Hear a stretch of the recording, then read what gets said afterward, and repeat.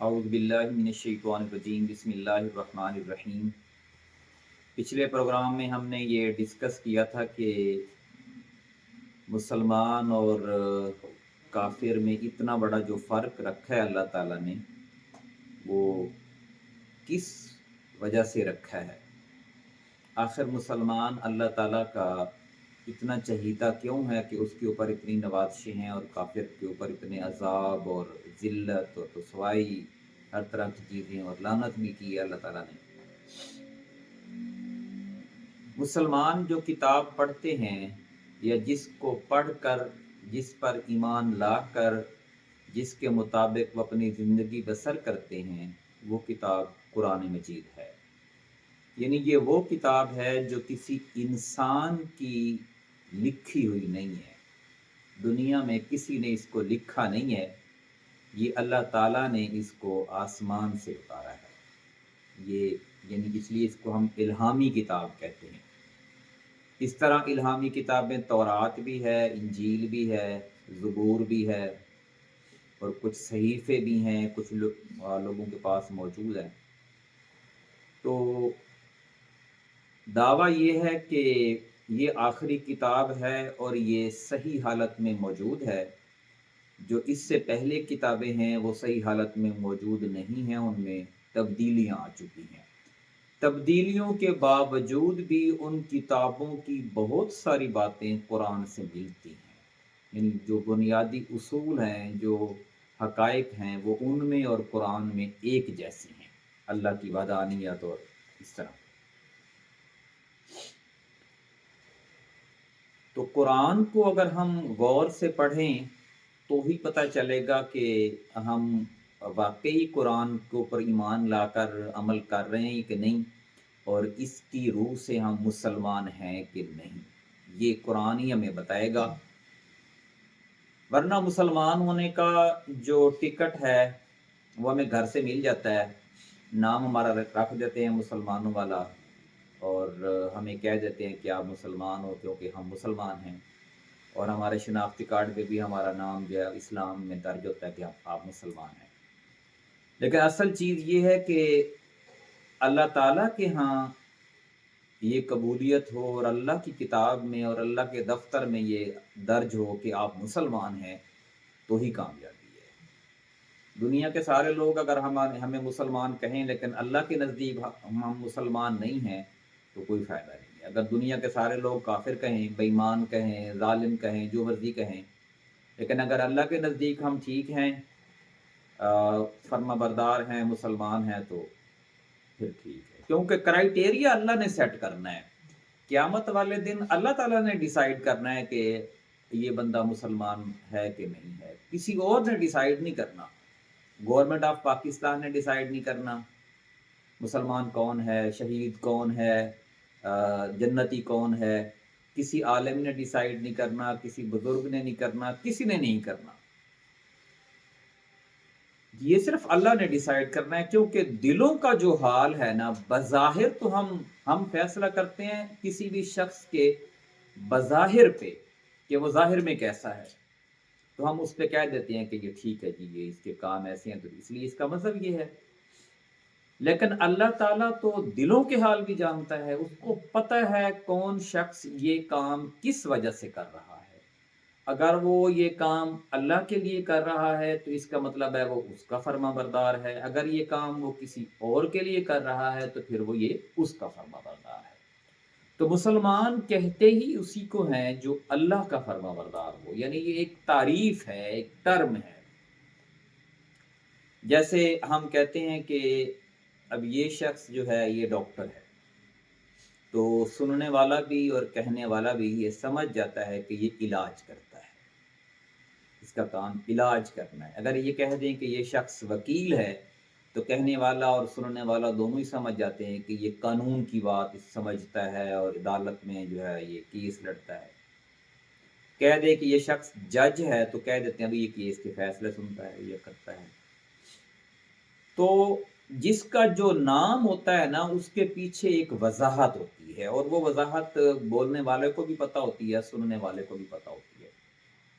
یہ جو لفظ کہتے ہیں نا کہ ہم مسلمان ہیں، تو اس کا مطلب کیا ہے؟ اس کا مطلب ظاہر ہے وہی بتائے گا جس نے یہ نام رکھا ہے۔ اللہ نے ہی نام رکھا ہے۔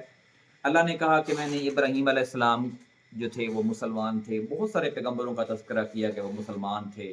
نبی کریم صلی اللہ علیہ وسلم کو یہ اللہ تعالیٰ نے یہ فرمایا کہ آپ مسلمان ہو جائیں۔ تو اس کا مطلب کیا ہے کہ مسلمان ہو جائیں یا آپ مسلمان ہیں؟ اس کا مطلب یہ ہے کہ اللہ تعالیٰ نے جو کہہ دیا ہے نا، آپ اس کے اوپر منوان عمل کر لیں، اس کے مقابلے میں آپ کوئی دلیل پیش نہ کریں، اور اللہ کے مقابلے میں باقی جتنے بھی لوگ ہیں یا جتنی بھی چیزیں ہیں یا جتنے بھی مقامات ہیں یا حکومتیں ہیں یا بڑے ہیں چھوٹے ہیں سردار ہیں جو بھی، جب حکم اللہ کا آ جائے تو پھر آپ باقی احکام آپ کے نزدیک کوئی ویلیو نہیں رکھتے۔ یہ ایک ہوتا ہے مسلمان۔ جیسے قرآن پاک میں سورہ الاعراف کی دوسری آیت بھی ہے کہ اتبعوا ما انزل الیکم من ربکم، اس چیز کی پیروی کرو جو کہ اللہ نے تمہارے اوپر نازل کی ہے، یعنی قرآن۔ ولا تتبعوا من دونہ اولیاء، اور اس کو چھوڑ کر باقی جتنے بھی اولیاء ہیں، یعنی سرپرست ہیں، سردار ہیں، دوست ہیں، جو بھی معنی آپ اس کا نکال لیں، عربی ڈکشنری کھول لیں تو جو بھی اس کا مطلب نکلتا ہے، یعنی جو اللہ کے مقابلے میں اپنا قانون لاتے ہیں، قانون رکھنے کا دعویٰ کر، اس میں حکومت بھی ہو سکتی ہے کہ ادھر حکومت بھی کہتی ہے نا کہ ہم ہمارے اس قانون کے مطابق زندگی بسر کرو، ایسے عمل کرو، ایسے عمل کرو۔ اگر کوئی قانون اللہ تعالیٰ کی نافرمانی میں آتا ہے تو آپ اس کو چھوڑ دیں، اللہ کا یہی حکم ہے۔ ہاں، اگر کوئی قانون ایسا ہے جو اللہ کی نافرمانی میں نہیں آتا تو پھر وہ بھی ماننا ضروری ہوتا ہے۔ جیسے ہم اپنے والدین کی بہت ساری باتیں مانتے ہیں، لیکن اگر والدین یہ کہیں کہ تم اللہ کے ساتھ کسی کو شریک ٹھہراؤ یا نافرمانی کرو قرآن کی، تو قرآن کہتا ہے کہ پھر آپ ان کی بات نہ مانیں، لیکن باقی معاملات میں آپ ان کے ساتھ ادب احترام سے پیش آئیں اور ان کی اطاعت کریں۔ تو آج ہم اس قانون کو تھوڑا سا پڑھیں گے۔ پہلی جو اس کی صورت ہے سورۃ الفاتحہ، کہ وہ کیا کہتی ہے، آغاز اللہ تعالیٰ نے اس کتاب کا کس طرح سے کیا ہے۔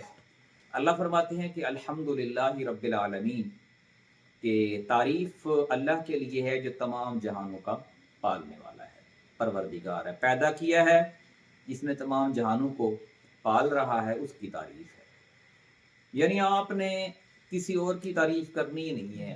آپ کوئی بھی کتنا آپ کے سامنے بڑا مقام لے کے آ جائے، ذہین ترین ہو، خوبصورت ترین ہو، اور پیسے والا ہو، بڑا بہت بڑا اس کا جو ہے وہ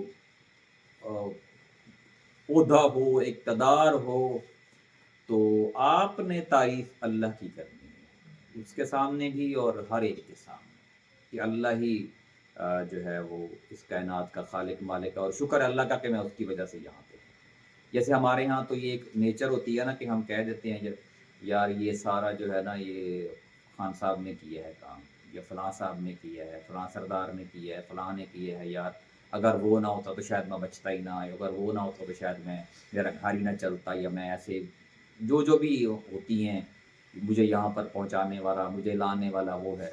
تو ہم اللہ کو پیچھے چھوڑ دیتے ہیں۔ جو کچھ بھی ہوتا ہے اللہ کی مرضی سے ہوتا ہے۔ اگر اللہ کی مرضی نہ ہو تو ساری دنیا بھی مل کے جو ہے وہ آپ کا نہ نفع کر سکتی ہے نہ نقصان کر سکتی ہے۔ صرف اللہ ہی ہے جو ہمارے نفع اور نقصان کا مالک ہے۔ تو یہ قرآن کے آغاز کی پہلی آیت ہے۔ دوسری بات یہ ہے کہ آپ اس کی تعریف کرتے ہی اس لیے ہیں کہ اس کا مقام اور مرتبہ ہی بہت بڑا ہے۔ دنیا میں آج تک کسی ہستی نے، کسی فرشتے نے، کسی انسان نے یا کسی بھی مخلوق نے، جن ہو یا کوئی بھی ہو، اس نے یہ دعویٰ نہیں کیا کہ میں نے سارے عالموں کو پیدا کیا ہے۔ کوئی یہ نہیں کہتا کہ زمین میں نے بنائی ہے، آسمان میں نے بنائے ہیں، ستارے اور یہ چاند وغیرہ میں نے بنائے ہیں، یا اس سے اوپر میں جو چیزیں ہیں وہ میں نے بنائی ہیں، پانی میرے کنٹرول میں ہے، زمین، کوئی بھی نہیں یہ دعویٰ کرتا، چاہے جتنا بھی جس مرضی وہ مسلک سے ہو، مذہب سے ہو، رنگ سے ہو، علاقے سے ہو، جو اس کی تعلیم ہو، سائنسدان ہو، ڈاکٹر ہو، انجینئر ہو، بزرگ ہو، کوئی بھی یہ دعویٰ نہیں کرتا سارے کہتے ہیں کہ یہ اللہ نے کیا ہے. ہاں کچھ ایسے بھی ہیں ایتھسٹ قسم کے جو اللہ کو نہیں مانتے، وہ کہتے ہیں یہ کام خود بخود ہو گیا ہے، لیکن وہ بھی یہ نہیں کہتے کہ ہم نے کیا ہے، وہ بھی یہ کہتے ہیں کہ یہ خود بخود ہو گیا ہے. کچھ کہتے ہیں یہ فطرت نے کیا ہے، قدرت نے کیا ہے، مختلف نام جو ہے وہ رکھ لیتے ہیں. اس لیے جو تعریف ہم اللہ کی کر رہے ہیں، تو سب سے پہلے تو یہی بات ہے کہ اس تعریف کا مستحق بھی وہی ہے، کیونکہ کوئی اور دنیا میں ہے ہی نہیں جس کا اتنا مرتبہ ہو کہ اس نے کائنات کو بنایا ہو، اور نہ صرف بنایا ہو بلکہ اس کو چلا بھی رہا ہو، پال بھی رہا ہو. جیسے ہم کوئی گاڑی دیکھتے ہیں نا، تو ہم کہتے ہیں کہ اچھا یار یہ گاڑی کس ملک کی ہے، ہم کہہ رہے ہیں جاپان کی ہے، تو ہم آٹومیٹکلی ذہن میں آتا ہے کہ یار چیز اچھی ہوگی، کیونکہ جاپان کے لوگ اچھے ہیں، وہ بےایمانی نہیں کرتے، ملاوٹ نہیں کرتے. اور اگر کہہ دے پاکستانی ہے یا چائنا کی ہے تو ہم کہتے ہیں یار یہ صحیح نہیں ہوگی یا فلاں اس طریقے سے، کیونکہ وہ ملاوٹ کر دیتے ہیں یا ملاوٹ کر دیتے ہیں. تو اس کائنات کو بنانے والی جو ذات ہے وہ اللہ تعالیٰ کی ہے، اور اس کائنات میں ایک مخلوق انسانیت کی بھی ہے، یعنی ہم ہیں. اور ہماری جو ایک ساخت ہے، ہمارے دماغ میں، ہمارے جسم میں کیسے بناوٹ ہے، یہ کیسی مشینری بنائی ہے اللہ تعالیٰ نے کہ دنیا اتنی ترقی کرنے کے باوجود بھی اللہ تعالیٰ نے یہ چیلنج کیا ہے کہ میری مخلوقات میں سے آپ جو ادنا مخلوق ہے، مکھی یا مچھر، اس کا آپ پر بھی نہیں بنا سکتے جو اتنا باریک ہو اور وہ خود حرکت کرے، آپ ایسا بھی نہیں بنا سکتے.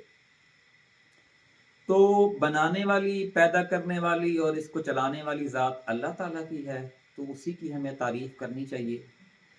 تو آج ہم نے ایک آیت پڑھی ہے، انشاءاللہ پھر یہیں سے ہم آگے جو ہے وہ ڈسکس کریں. کوئی آپ کو بات آپ لوگوں کو سمجھ میں نہ آئی ہو تو بتائیں. سب سمجھ آ گئی ہے؟ اچھا چلیں.